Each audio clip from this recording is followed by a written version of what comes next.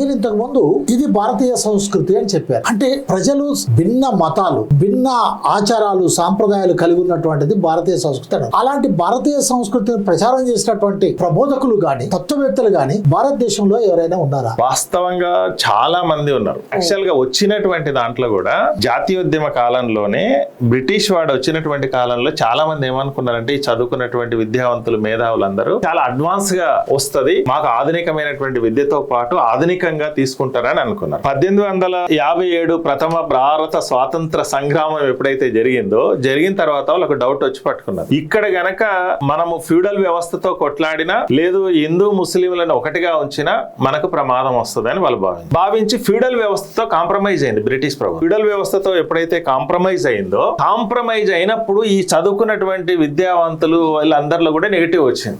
British వాడు వచ్చిండు, ఆధునికమైనటువంటిది, ఇదంతా వెనుకబాటు తన నుంచి కొంచెం అడ్వాన్స్ గా వస్తావు అన్ని వస్తాయని అనుకున్నాము.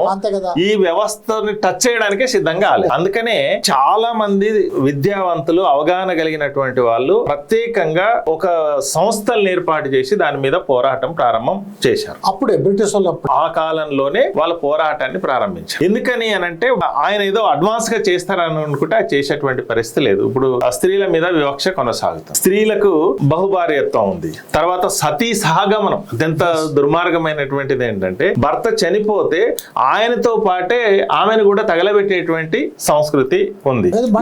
మనిషిని ఒక మగ ఆయన చనిపోతే భార్యను కూడా చనిపేసేటువంటి పరిస్థితి.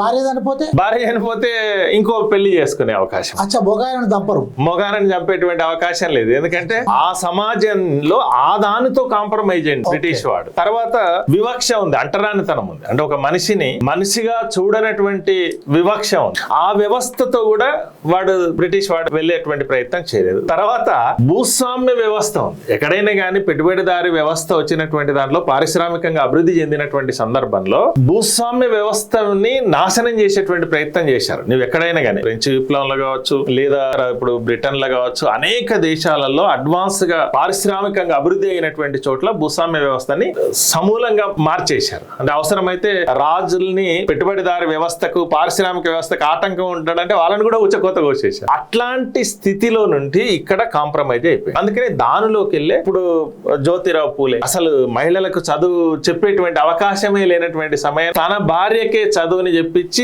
ఆమెనే టీచర్ గా తయారు చేయించి మహిళలకు చదువు చెప్పించేటువంటి ప్రయత్నం సమాజం పండిత వర్గాలన్నీ ఏం చేసినాయి, దాడి చేసినాయి, కొట్టినాయి, రాళ్ళేసినాయి.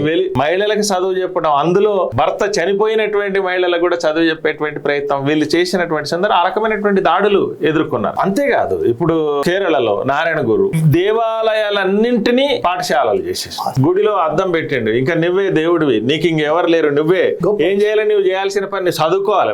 చదువుకునేటువంటి రామస్వామి నాయకర్ తమిళనాడులో ఈ సాంప్రదాయాలకి, బ్రాహ్మణిజానికి పెరియార్ రామస్వామి ఆయన గట్టిగా నిలబడి దాని మీద ప్రయత్నం చేశారు. తర్వాత క్రమంలో వచ్చినటువంటి దాంట్లో డాక్టర్ బాబాసాహెబ్ అంబేద్కర్, అంటే ఆధునికమైనటువంటి దీనిలోకి వచ్చేటప్పటికి ఒక చట్టబద్ధమైనటువంటి తీసుకొని వచ్చేటువంటి దాంట్లో ఆయన కృషి ఉంది. తర్వాత అనేక సందర్భాలు, ఇప్పుడు పశ్చిమ బెంగాల్ ఉందండి, అక్కడ నుంచి బ్రహ్మ సమాజం స్థాపించారు. అట్లా ఈ మహిళలకు సంబంధించిన ఆస్తి హక్కు కావాలన్నారు, బహుభార్యత్వం వద్దని అన్నారు. ఇట్లాంటి వాటి మీద తిరుగుబాటు ప్రారంభం. ఇట్లా చూసినప్పుడు ఆ రోజు ఉన్నటువంటి మన సనాతన, వీళ్ళు ఎవరైతే సనాతన గురించి చెప్తున్నారు, ఆ సనాతనంలో ఉండేటువంటివి ఈ సమాజానికి పనికిరానటువంటివి, ఆధునిక అంటే సమాజం అభివృద్ధి చెందేటువంటి క్రమంలో ఉపయోగపడినటువంటి అంశాల మీద వాళ్ళు కొట్లాడారు. అంటే ఈ సమాజంలో ఇవి ఇంకా అవసరం లేదు, ఈ సమాజానికి కొట్లాడతారు కదా, ఖచ్చితంగా వాళ్ళ పరిధిలోనే కొన్ని సంస్థలను పెట్టుకొని కొట్లాడినటువంటి పరిస్థితి ఉంది.